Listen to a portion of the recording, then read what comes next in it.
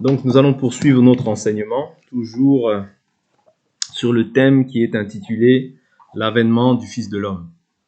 Donc, nous avons vu l'avènement comme étant la venue ou l'arrivée. Donc ici, notamment, nous sommes dans un thème biblique, donc nous parlons de la venue de Jésus-Christ, qui est notre Dieu qui viendra nous prendre dans les airs. Vous voyez, donc nous avions pris cette écriture dans le livre de Matthieu chapitre 24. Matthieu au chapitre 24, nous avions vu le temple, comment il avait été détruit, comment il avait été rebâti. Et nous voyons Jésus encore nous dire qu'il va être détruit. Et nous avons vu que, par l'histoire qu'il avait été détruit par Titus, encore, le fils de l'empereur Vespasien. Ok, donc ici, nous avançons, Matthieu chapitre 24, verset 1. Comme Jésus s'en allait au sortir du temple, ses disciples s'approchèrent pour lui en faire remarquer des constructions. Mais il leur répondit, voyez-vous tout cela? En vérité, je vous le dis, il ne restera pas ici pierre sur pierre qui ne soit renversée. Il s'assit sur le mont des Oliviers et les disciples vinrent en privé lui dire, dis-nous quand cela arrivera et quel sera le signe de ton avènement et de la fin du monde. Vous voyez, il y a deux choses. Il y a le signe de l'avènement et de la fin du monde. C'est deux choses qui sont opposées. C'est deux choses c'est pas les mêmes choses. L'avènement, c'est le retour de Jésus. La fin du monde, il y a plusieurs, il y a des successions d'événements qui doivent arriver avant la fin du monde. Vous comprenez? Donc, mais ça, nous serons amenés peut-être à voir ça plus tard. Parce que l'enseignement là que nous sommes en train de poser, c'est vraiment sur l'avènement du Fils de l'homme. Okay? Donc, tout chrétien, tout chrétien, je ne parle pas de tout chrétien, je ne parle pas de tous les chrétiens, mais je parle vraiment de tous les disciples de Christ. Parce que Jésus, de base, a dit « Allez, faites de toutes les nations mes disciples ». C'est-à-dire tous ceux qui observent les lois de Jésus. Tous ceux qui marchent selon la foi en Jésus-Christ, doivent avoir en fait ce désir en eux du retour de Jésus. Voilà. Parce que voilà pourquoi Paul dit « Maranatha », c'est-à-dire « Maranatha, Jésus revient ». C'est-à-dire que en réalité, un chrétien, quand il a compris en fait l'enseignement, son espérance, ça doit être le retour de Jésus. Voilà pourquoi même les apôtres, quand ils prêchaient, on avait l'impression que Jésus allait revenir en leur temps. Vous comprenez? Parce que Paul dit, désormais le temps est court, que celui qui achète soit comme s'il n'achetait pas, que celui qui possède soit comme s'il ne possédait réellement, car la phase de ce monde passe. Vous comprenez? Donc, on avait l'impression comme si Jésus allait revenir en leur temps. Mais Jésus, jusqu'à présent, n'est toujours pas revenu. C'est-à-dire qu'il y avait un plan aussi pour nous. Et nous qui sommes dans le Seigneur aujourd'hui, ça c'est une petite exhortation, il faut vraiment que ton cœur aspire à partir. Il faut vraiment que ton cœur languisse après le retour du Seigneur. Vous voyez, parce que c'est ça notre espérance. C'est ça la foi que nous confessons. Jésus, il a dit, je m'en vais vous préparer une place afin que là où je suis, vous y soyez aussi. Vous voyez, que votre cœur ne se trouble point. C'est-à-dire le cœur d'un chrétien ne doit pas se troubler sur peut-être les dettes qu'il a, sur peut-être les choses de la terre. Non, ces choses-là ne doivent pas nous troubler. Vous voyez? Donc nous, notre espérance, ce que nous devons chercher à arranger, c'est vraiment vivre la vie de Dieu, vivre la vie de la sainteté. Parce que la Bible nous dit que tous vos traits soient conservés purs jusqu'à l'avènement du Seigneur, l'esprit, l'âme et le corps soient conservés irrépréhensibles. Pourquoi? Parce que à cause du fait que tu t'es sanctifié, tu verras le Seigneur. Parce que n'oubliez pas, la Bible nous dit, celui qui est saint, qu'il se sanctifie davantage.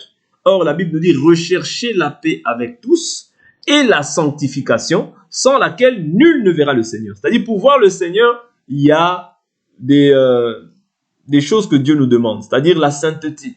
Chercher la paix avec les hommes. Ouais. Là, tu sais où tu es en conflit, va mettre la paix. Parce que tu ne sais ni le jour ni l'heure du Seigneur. Ouais. Et ce serait dommage que tu sois sanctifié, mais qu'à la fin, tu puisses rater l'enlèvement. Vous comprenez? C'est-à-dire, ce n'est pas parce que tu vas dans un endroit ou un lieu que tu verras forcément le Seigneur. Non. Ouais. La Bible nous dit celui qui persévérera. Et si même le Seigneur ne vient pas, tu peux mourir. Et si tu meurs, il faut que tu aies vécu vraiment selon Dieu, selon la volonté de Dieu. Voilà pourquoi l'avènement du Seigneur, c'est quelque chose de très important.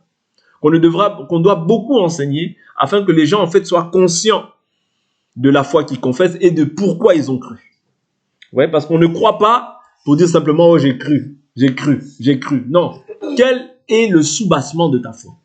Quelle est la fondation de ta foi? Vous voyez, l'avènement du Fils de l'homme, c'est cela à quoi nous devons aspirer chaque jour. Est-ce que vous comprenez? C'est très important ce que nous sommes en train de partager. Ce n'est pas des choses qui sont on n'ajoute pas thème sur thème non. On prend ce thème-là pour que nous puissions en fait comprendre en fait le soubassement de la foi chrétienne. Et ça en fait partie. Ouais, ça en fait partie. C'est quasiment même l'un des points essentiels de la foi chrétienne. C'est-à-dire un chrétien qui n'aspire pas à l'avènement du Seigneur, c'est qu'il n'a pas compris. Un chrétien qui veut encore vivre selon le monde, c'est qu'il n'a pas compris. Parce que ce monde-là, la Bible nous dit, n'aimez pas le monde, ni les choses qui sont dans le monde. Si quelqu'un aime le monde, l'amour du Père n'est pas en lui. Vous voyez? C'est-à-dire que Jésus viendra prendre ceux qui ont été crucifiés avec lui au péché, afin que ce ne soit plus eux qui vivent, mais Christ qui vit en eux. C'est très important. Parce que si Christ vit en toi, tu as l'assurance que tu verras le Seigneur. Mais maintenant, tu dois persévérer. Parce que si le Seigneur ne revient pas, tu peux toujours mourir. Et si tu meurs, il faut mourir dans l'état dans lequel Dieu veut que tu sois. C'est très important.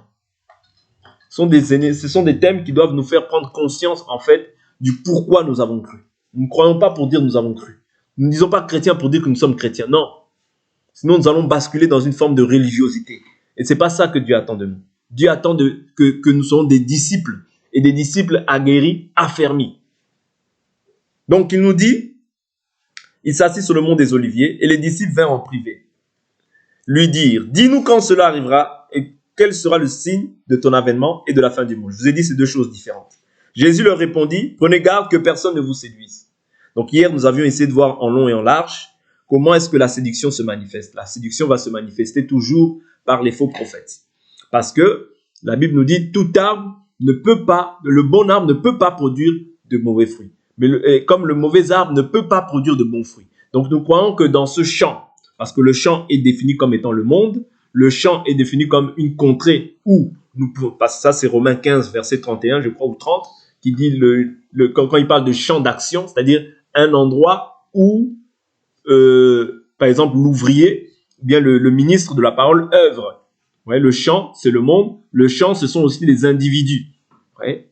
Donc c'est très important de comprendre que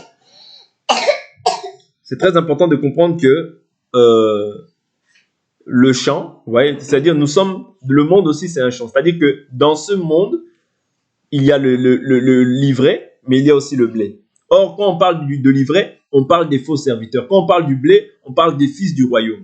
C'est-à-dire que nous sommes mélangés. Mais la Bible nous dit on les reconnaîtra à leurs fruits.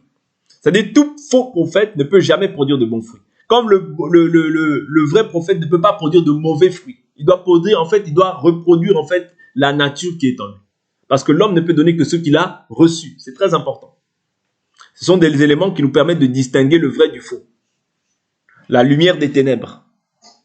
Ok? Donc c'est très important. Donc nous avons vu, ce sont les faux prophètes qui viendront séduire. Parce que le vrai prophète, ou bien le vrai envoyé de Dieu, ne vient pas pour séduire, mais il vient pour présenter le Christ. Or, nous avions vu que Paul dira dans le livre de Actes chapitre 20, je sais qu'après mon départ, s'introduiront parmi vous des loups redoutables qui n'épargneront pas la bergerie et qui chercheront à attirer les disciples après eux et non pas après Christ. Ça veut dire, quand tu vois quelqu'un qui cherche à ce que les disciples soient attirés après lui et non pas après Christ, comprends que c'est un faux serviteur. Parce que le vrai serviteur ne se présente pas lui-même, mais il présente le Fils. Voilà pourquoi Philippe même a dit à Jésus, montre-nous le Père, cela nous suffit. Vous comprenez? C'est-à-dire le vrai serviteur, qu'est-ce qu'il vient? Il vient pour présenter le Père, afin que les âmes soient sauvées. Parce que moi, un individu n'a pas la possibilité ni la capacité de pouvoir te sauver. Vous comprenez? Mais il a reçu un message qui va te sauver. Est-ce que vous comprenez? Ce message-là, si tu le crois et si tu le mets en pratique, tu seras sauvé. Voilà pourquoi Paul dira à Timothée, veille sur toi-même et sur ton enseignement. En agissant ainsi, tu te sauveras toi-même ainsi que ceux qui t'écoutent. C'est-à-dire que la foi vient de ce qu'on entend vient de la parole du Christ. Voilà pourquoi Jésus dit que celui qui vous rejette me rejette. Et celui qui vous rejette, rejette celui qui m'a envoyé. C'est-à-dire que Jésus choisit des hommes, vous voyez, afin que ces hommes-là puissent maintenant transmettre un message. Mais l'homme doit transmettre le message conformément à ceux qu'il a reçus de la parole. C'est-à-dire qu'il ne peut pas transmettre un message qui vient de ses pensées. Non. Voilà pourquoi il dit veille sur toi-même et sur ton enseignement. C'est très important. Ok? Donc, on les reconnaîtra à leurs fruits. On les reconnaîtra aussi au message. Parce que la Bible nous dit quoi? Ça, c'est une écriture que tout chrétien doit connaître. Deutéronome chapitre 13. Allons dans Deutéronome chapitre 13. Deutéronome chapitre 13. Ouais.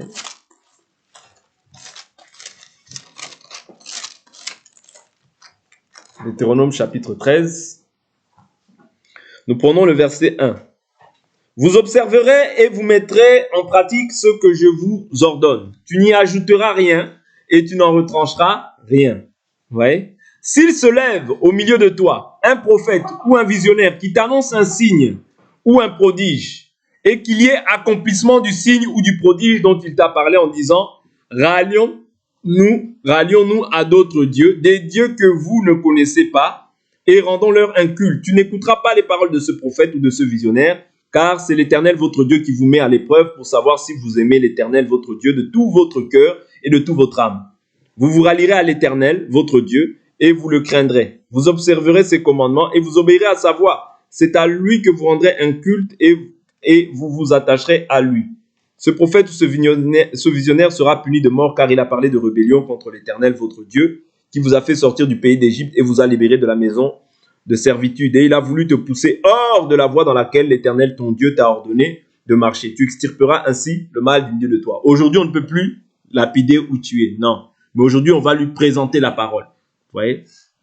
Donc ici, je dis cela pourquoi? Je dis cela pourquoi? Parce que plusieurs viendront sous mon nom. Vous voyez? Quand quelqu'un vient déjà sous le nom de Jésus, en disant c'est moi qui suis le Christ, et ils vous séduiront, et ils séduiront beaucoup de gens. Quand on séduit, c'est toujours par la parole. De même aussi, quand toi tu dois répondre, c'est toujours aussi par la parole. Tu dois toujours avoir des éléments, vous voyez, pour pouvoir renverser en fait ce que la personne vient pour pouvoir poser en toi. Parce que quand il parle, c'est une semence qui vient poser en toi. Voilà pourquoi toi aussi tu dois pouvoir rejeter cela par la parole. Parce que si tu embrasses une fausse doctrine, tu t'éloignes de la volonté de Dieu. Et la Bible dit que c'est Dieu qui te met à l'épreuve pour savoir si tu l'aimes de tout ton cœur. Est-ce que vous comprenez? C'est très important de comprendre ça. C'est-à-dire les faux prophètes vont venir avec il est écrit. Mais toi, tu dois venir avec le fait qu'il est écrit. La Bible nous dit aussi, il est écrit, mais il est aussi écrit.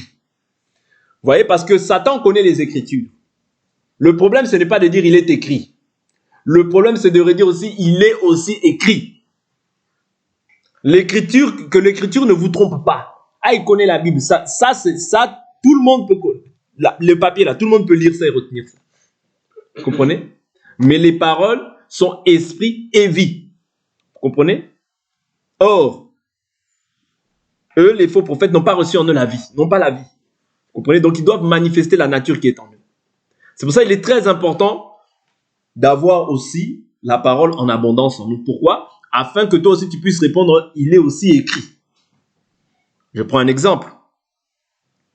Quelqu'un qui peut te dire, Jésus il a été baptisé au Jourdain. Il faut absolument que toi aussi maintenant tu ailles te baptiser dans le Jourdain, sinon ton baptême est faux. Tu dois répondre, il est aussi écrit. Ouais, que ce sera ni à Jérusalem, ni dans les montagnes que vous adorez le Père, car l'heure vient, elle est déjà venue, où les vrais adorateurs adoreront le Père en esprit et en vérité. Vous comprenez? C'est-à-dire c'est ça. C'est-à-dire il dit il est écrit, mais il est aussi écrit. Ouais, c'est très important. Oh non, si tu ne te circoncis pas, tu ne verras pas le Seigneur. Non, il faut lui répondre que le vrai juif, ce n'est pas celui qui naît selon les apparences, mais le vrai juif, c'est celui qui naît selon l'esprit. La circoncision, c'est celle du cœur et non selon la chair. Vous comprenez? C'est ça. C'est-à-dire le malin ou l'adversaire vient toujours avec une apparence de piété, vous voyez? Mais comme en lui, il n'a pas la piété, c'est-à-dire il va simplement reproduire ce qu'il y a dans son cœur. Parce que l'homme en réalité, l'extérieur de l'homme en réalité, ce n'est rien. Mais c'est ce qui est intérieur. C'est-à-dire ce qui est intérieur, c'est ça qui va se manifester par la bouche et par les actes. Voilà pourquoi les faux prophètes viendront sous le nom. Ils ne viennent pas avec le nom, mais sous le nom. Nous avions déjà parlé de ça hier, en disant c'est moi qui suis le Christ, et ils séduiront beaucoup de gens. Dans beaucoup, nous avons dit plus de 50%. C'est-à-dire qu'au jour d'aujourd'hui, la plupart des églises que nous voyons sont en fait le fruit de la séduction. Vous voyez, parce qu'ils attirent beaucoup d'hommes. Or, le chemin large et resserré et étroit, il y a peu de gens. Pourquoi? Parce que plusieurs diront, cette parole est dure, qui peut l'entendre? Comprenez? Parce que c'est ça, les disciples, lorsqu'ils suivaient Jésus, la foule quand ils suivaient Jésus, quand Jésus il a dit maintenant l'heure est venue où il faut que tous ceux qu'il faut que maintenant vous mangez la chair et le sang du Fils de l'homme, ouais, celui-là aura la vie. Plusieurs sont partis et ont délaissé Jésus. Ils sont restés à 12. Mais Jésus ne leur a pas demandé est-ce que vous voulez rester. Il leur a dit vous aussi pourquoi ne partez-vous pas? Ils ont dit non. Pierre a dit non. Nous savons que c'est toi qui as les paroles de la vie. C'est pour ça que je crois que dans cette dispensation, il serait difficile d'avoir beaucoup de gens qui croient à la vraie parole. Non, c'est difficile. Pourquoi? Parce que cette parole n'est pas facile à accepter. Quand tu l'acceptes, c'est que tu es un élu de Dieu. Mais comment aussi on se converra que tu es un élu? C'est par rapport à la marche que tu vas adopter. C'est-à-dire, tu ne peux pas dire que tu es un élu et marcher d'une manière qui est contraire à l'évangile. Non, là, je comprends que tu n'es pas un élu. Oui. Tu es un élu, tu persévères dans la sanctification. Tu persévères dans la prière, tu persévères dans la parole, afin que le fruit soit manifeste dans ta vie. Nous continuons. Donc, ils se diront beaucoup de gens. Ça, nous comprenons que c'est du côté des faux. Mais ce qu'il faut savoir, c'est que nous devons veiller les uns sur les autres. Pourquoi? Parce que Paul, lorsqu'il parle des faux qui s'élèveront, des lourds redoutables, il dit « parmi vous ». Est-ce que vous comprenez? Je prends cette écriture rapidement. Il s'élèvera au milieu de vous, je crois. Voilà. Actes chapitre 20, verset 29. Il dit « Je sais que parmi vous, après mon départ, s'introduiront des loups redoutables qui n'épargneront pas le troupeau. » Vous voyez, c'est ce que Jean vient aussi répéter en disant que ils étaient des nôtres, ils sont sortis de chez nous, mais ils n'étaient pas des nôtres. C'est-à-dire, il y a des gens qui vont s'élever au milieu de nous, mais réellement, en réalité, ils ne sont pas des nôtres. Mais qu'est-ce qui va manifester, qu'est-ce qui va prouver qu'ils ne sont pas des nôtres? C'est les fruits qui vont manifester par la suite. Parce que certains péchés sont manifestes, mais d'autres, c'est après coup qu'on les voit. N'oubliez pas ces choses. Ce sont des éléments qui sont très importants et à retenir pour notre foi. Verset 6, il dit, vous allez entendre parler de guerre et de bruit de guerre. Gardez-vous de vous alarmer car cela doit arriver. Mais ce ne sera pas encore la fin. C'est-à-dire toutes les guerres que nous voyons. Pour nous, l'apparition des faux prophètes, le temple qui est détruit, les guerres et les bruits de guerre, pour nous, toutes ces choses-là, nous voyons cela comme étant les signes de l'avènement du Seigneur. Est-ce que vous comprenez? Ça veut dire que quand un enfant de Dieu voit ces choses-là, en réalité, il doit se préparer davantage. Parce que c'est un signe. Quelqu'un qui te donne des éléments de son arrivée, il te dit, je ne suis pas très loin. Quand tu verras ça, comprends que je ne suis pas très loin. Ça veut dire que toi, tu dois te préparer maintenant à recevoir cette personne parce que tu as compris que cette personne n'est pas très loin. De même aussi, quand nous voyons toutes ces choses-là, nous devons comprendre en fait que Jésus est à la porte. Vous voyez? Jésus est à la porte. Et la Bible nous dit, ce ne sera pas encore la fin. Une nation s'élèvera contre une nation et un royaume contre un royaume. Et il y aura par endroits des famines et des tremblements de terre. Nous avions vu que nous sommes un royaume aussi. D'ailleurs, dans un premier temps, nous sommes un royaume de sacrificateurs. Ok? Et dans ce monde aussi, c'est un royaume. Oui. Jésus, lorsqu'il se présente devant Pilate, je crois, il dit, mon royaume n'est pas de ce monde. Ouais. Il dit, tu es donc roi. Il dit, oui, je suis roi. Ouais. Donc nous aussi, nous devons comprendre que nous sommes dans ce monde, mais nous ne sommes pas de ce monde. Donc le royaume qui va s'élever contre notre royaume, c'est le royaume de la terre. Est-ce que vous comprenez? Tous ceux qui vivent encore selon la nature humaine vont en fait s'opposer à toi. Ça, il faut le comprendre. Tous ceux qui sont encore dépourvus du Saint-Esprit vont forcément s'opposer à toi. Voilà pourquoi Jésus dit, s'ils m'ont haï, ils vous haïront aussi. Ils vous haïront aussi. C'est-à-dire ça, c'est un signe qui nous permet aussi de comprendre que je demeure aussi dans la vérité. Jésus dit, ils m'ont haï sans cause. Il se peut aussi qu'on te haïsse sans cause. Donc ne commence pas à pleurer quand on te haït sans cause. Non, glorifie Dieu. Parce que la Bible nous dit, si vous êtes persécutés, vous êtes heureux. Cela voudrait dire que l'Esprit de Christ repose sur vous. Oui. Si tu es persécuté pour Jésus, tu es heureux en réalité. Même si humainement ça peut te faire mal, mais Dieu fait toute chose pour un but. La Bible nous dit tout concourt au bien de ceux qui aiment Dieu. Dieu peut permettre la persécution pour qu'il puisse te former. Parce que Dieu nous taille aussi par moments par la souffrance. D'ailleurs, prenons une écriture dans le livre d'Hébreux. Dans le livre d'Hébreux. Dans le livre d'Hébreux.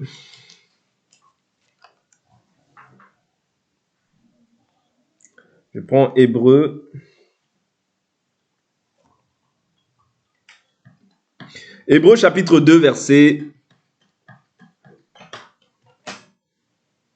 Hébreux 2, verset 10. Il convenait en effet à celui par qui et pour qui tout existe, et qui a conduit beaucoup de fils à la gloire, d'élever à la perfection, par la souffrance, l'auteur de notre salut. C'est-à-dire l'auteur de notre salut, qui n'est autre que Jésus-Christ, a été élevé par la souffrance. Voilà pourquoi nous croyons aussi. Tel il est, tel nous sommes. C'est-à-dire que si toi aussi tu crois, il faut que tu crois aussi que ton salut, vous voyez, tu l'accordes, c'est-à-dire tu l'hériteras avec aussi beaucoup de souffrance. Parce que c'est le moyen par lequel notre Rédempteur aussi est passé. C'est le chemin par lequel il est passé. Ça, nous appelons ça le baptême de feu. Parce que Jésus nous baptise non seulement du Saint-Esprit, mais de feu. Or, le feu, ce sont les souffrances, ce sont les persécutions qui sont liées à l'appel que tu reçois en Jésus-Christ. Voilà pourquoi je dis toujours que ce royaume dans lequel nous sommes, ne peut pas nous agréer. Parce que nous, en réalité, nous sommes dans le monde, mais nous ne sommes pas de ce monde. Nous avons revêtu une nouvelle nature. Notre royaume n'est pas de ce monde. Nous sommes d'en haut. Les gens de ce monde sont d'en bas. Voilà pourquoi quand toi quand tu marches avec le royaume. Tu transportes le royaume quand tu pars. Là où tu viens, là où tu vas, partout où tu vas. Voilà pourquoi j'ai pris Luc chapitre 17, verset 21 qui dit « On ne dira plus le royaume de Dieu est ici, il est là. En réalité, le royaume de Dieu est au-dedans de vous. » C'est-à-dire le royaume de Dieu, toi, tu le transportes en toi. Voilà pourquoi ils te feront la guerre. Mais la Bible te garantit qu'ils ne te vaincront pas. Un royaume s'élèvera contre un autre royaume. Une nation contre une autre nation. Nous sommes une nation sainte. Un peuple racheté. Un peuple sanctifié, mis à part pour notre Dieu. Voilà pourquoi il faut comprendre que la nation dans laquelle nous sommes, nous ne pouvons pas mettre toute notre espérance dans ces choses-là. Non. Nous, notre espérance, elle est sur les choses d'en haut. Nous attendons la Jérusalem céleste. C'est ça notre espérance. Mais si tu perds la Jérusalem céleste, c'est-à-dire si tu perds l'espérance de la Jérusalem céleste, tu vas t'attacher aux choses d'en bas. Quand tu t'attaches aux choses d'en bas, la mort va entrer dans ta vie. Quand je parle de la mort, vous comprenez maintenant. Oui? Quand je parle de la mort, c'est-à-dire tu vas commencer à vivre encore comme les païens. Or, nous avons été à vivre comme un enfant du royaume. Nous sommes des citoyens du royaume céleste. Bien que je suis dans le monde, mais je n'agis pas comme les gens du monde. Les gens du monde peuvent mentir, tricher, magouiller, frauder, faire toutes ces pratiques, mais moi je ne les fais pas. Pourquoi? Parce que mon Père l'interdit. Ah oui, notre Père nous l'interdit. Vous comprenez? Donc c'est très important de comprendre ces aspects-là. Donc nous sommes dans le monde, mais croyons que comme dans ce monde-là nous marchons, en réalité ce n'est pas notre royaume. Voilà pourquoi si tu es haï, si tu es détesté, comprends que c'est la nature qui est en toi. Ce n'est pas toi qui haïs, mais c'est Christ qui haïs. Ouais. Comme Jésus dit, je prends une dernière écriture dans Jean chapitre 3 qui me vient à l'esprit. Jésus dit dans Jean chapitre 3, Jean chapitre 3,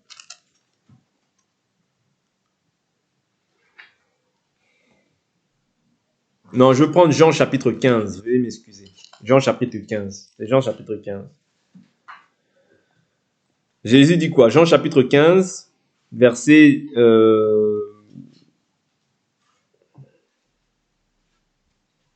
Je vais prendre le verset 18. Si le monde a de la haine pour vous, sachez qu'il m'a haï avant vous.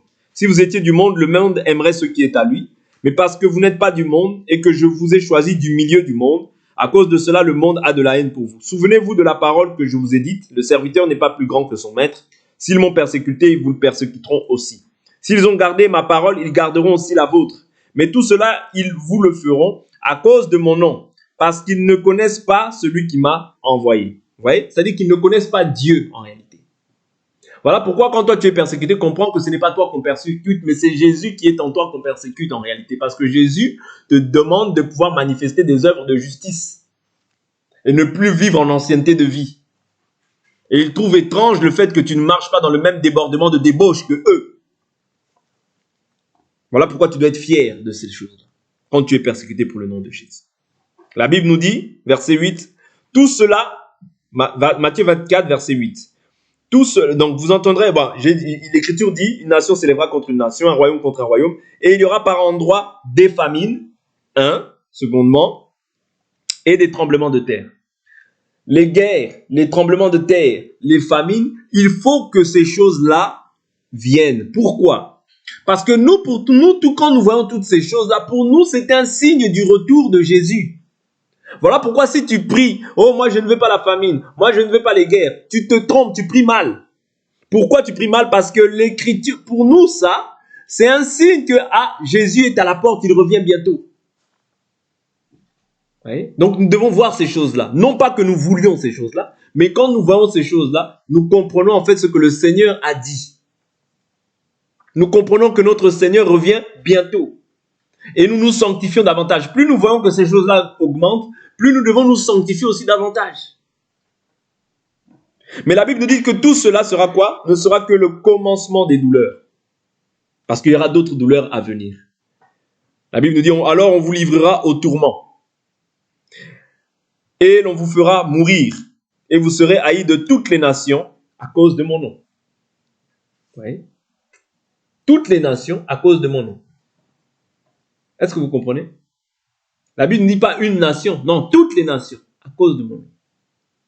Toutes les nations à cause de mon nom. C'est-à-dire, aujourd'hui, au temps d'Israël, la nation sur laquelle le nom de Dieu était invoqué, c'était Israël.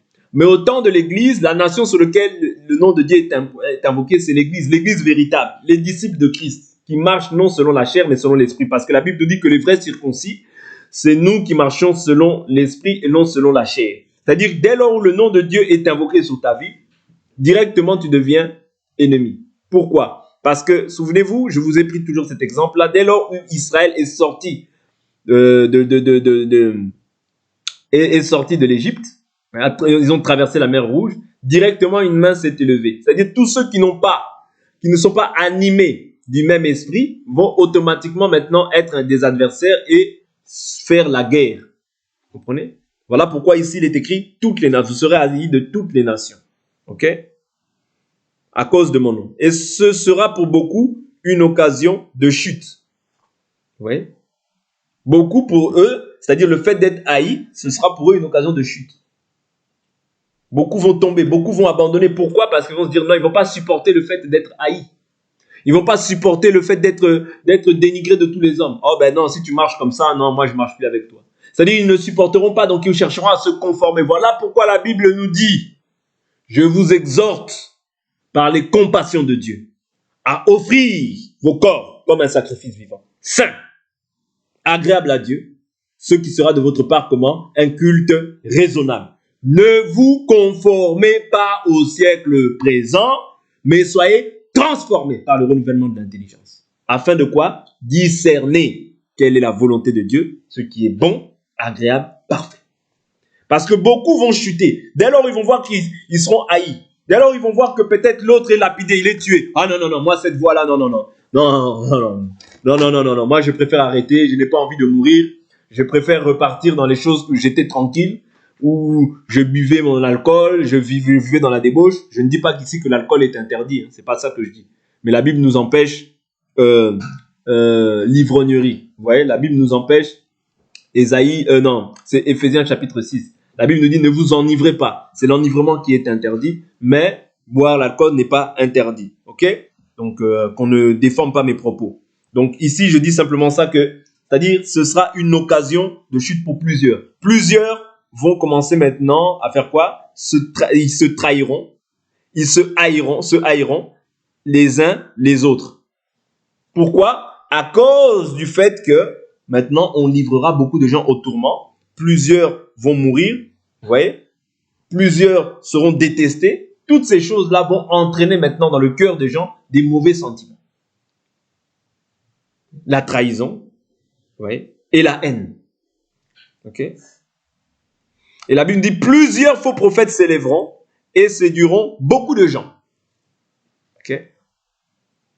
C'est-à-dire l'émergence des faux prophètes, quand nous voyons qu'ils pilulent davantage dans le monde, comprenez pour nous les saints que ça c'est un signe. Donc ne prie pas aussi pour dire, Seigneur, pourquoi il y a des faux prophètes? Les faux prophètes doivent être là et ils doivent perdurer. Pourquoi? Parce que plus ils perdurent, plus nous comprenons que le Seigneur est à la porte. Mais pourquoi ils bâtissent des gros bâtiments comme ça? Pourquoi? Ils doivent faire encore des choses encore plus énormes pour séduire beaucoup de gens. Pour ceux qui n'ont pas pris plaisir à la vérité, mais qui ont pris plaisir au mensonge. Ceux à qui Dieu enverra une puissance d'égarement pour qu'ils s'égarent davantage. Parce qu'ils n'ont pas pris plaisir à la vérité, mais ils ont pris plaisir au mensonge. Est-ce que vous comprenez?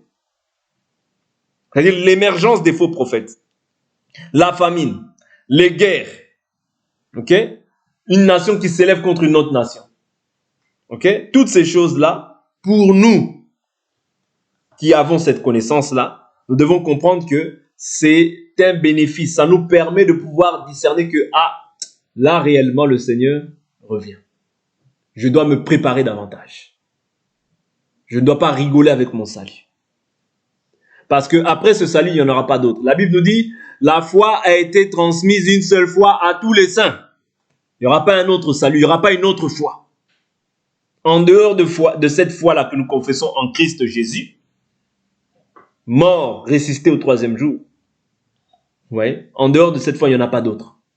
C'est-à-dire, si tu rates ça, c'est terminé pour toi.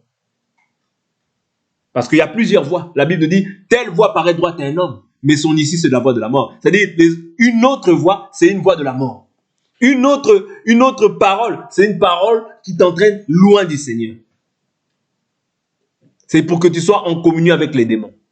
Je vous ai dit, lorsque Saül poursuivait David, qu'est-ce qu'il dit? Il dit, tu me poursuis, roi. Ouais. Il me dit, tu me chasses de l'héritage. Cela voudrait dire, va rendre un culte à d'autres dieux. Ouais. Quand on te chasse de l'héritage, c'est pour que tu ailles rendre un culte à d'autres dieux. Et d'autres dieux, c'est du néant, du bois et de la pierre qui ne peuvent ni sauver, qui ne peuvent voir ni entendre, qui ne peuvent secourir. Voilà pourquoi nous qui avons mis la main à la charrue, nous devons faire tous nos efforts pour demeurer dans ce chemin-là. Parce que dans cette voie-là, cette voie royale, il faut comprendre que dans le désert c'est une terre où il y a les serpents, mais où il y a aussi les scorpions. Ça c'est Deutéronome chapitre 8 verset 15. Mais n'oubliez jamais qu'à nous, Jésus nous a donné le pouvoir de marcher sur les serpents, sur les scorpions et sur toute la puissance de l'ennemi. Rien ne pourra nous nuire. Nous devons être rassurés. Nous devons être convaincus de ces choses-là et nous devons avancer avec la force que nous avons. C'est très important. Parce que si nous ne gardons pas ces choses-là, ok, nous allons nous détourner en fait de l'objectif et nous attacher à ce qui est vain. Parce que quand tu ne fixes pas tes regards sur Christ, tu vas fixer tes regards sur le néant. Or, ces signes de l'avènement, c'est-à-dire beaucoup de signes déjà sont déjà accomplis. C'est-à-dire nous attendons seulement le retour de notre Seigneur. Mais le Seigneur nous dit aussi, et je vais m'arrêter là, que le Seigneur use de patience. Oui. Le Seigneur use de patience. Car 1000 ans est comme un jour aux yeux du Seigneur. Et un jour est comme 1000 ans. Oui. Mais le Seigneur use de patience, voulant que tous les hommes soient sauvés. Et qu'ils parviennent à la connaissance de la vérité. Que les hommes se repentent, qu'ils parviennent à la connaissance de la vérité. Mais le Seigneur ne retarde pas sa promesse. Ce qu'il a dit, il accomplira. Est-ce que vous comprenez? Voilà pourquoi nous qui avons cru, gardons-nous purs. Même si tu vois la haine, même si tu vois la trahison, toi ne trahis pas. Ne te dis pas comme c'est écrit, oh maintenant moi aussi je peux trahir. Parce que c'est écrit que l'amour d'un grand homme se refroidira. Toi aussi maintenant tu te dis, bon, de toute manière ces choses-là sont écrites. Donc moi aussi maintenant je... Non, cette prophétie-là, elle n'est pas dans le bon sens. Toi tu dois toujours avoir des bons sentiments. Prier Dieu afin que ces choses-là, même si c'est écrit, mais que ça n'arrive pas dans ta vie. Que tu ne sois pas une occasion de chute pour quelqu'un. Que toi, tu ne puisses pas trahir. Que toi, tu ne puisses pas haïr. Et que toi, tu ne puisses pas avoir de mauvais sentiments envers qui que ce soit. Prie Dieu afin qu'il te garde pur jusqu'au jour de son avènement. Prie Dieu afin que tu ne sois pas une occasion de chute pour quiconque. Amen. C'est très important ces choses-là que nous sommes en train de partager. Le retour du Seigneur, c'est un jour ténèbres et non lumière. Voilà pourquoi je nous exhorte tous à prendre notre salut au sérieux. Parce qu'il n'y aura pas de deuxième salut. Et la Bible est claire, il n'y a de salut en aucun autre sous le ciel, car il n'y a aucun autre nom donné parmi les hommes par lequel nous devions être sauvés. Que Dieu nous bénisse. Pour aujourd'hui, on s'arrête là et nous allons prier. Nous continuerons demain par la grâce du Seigneur. Prions.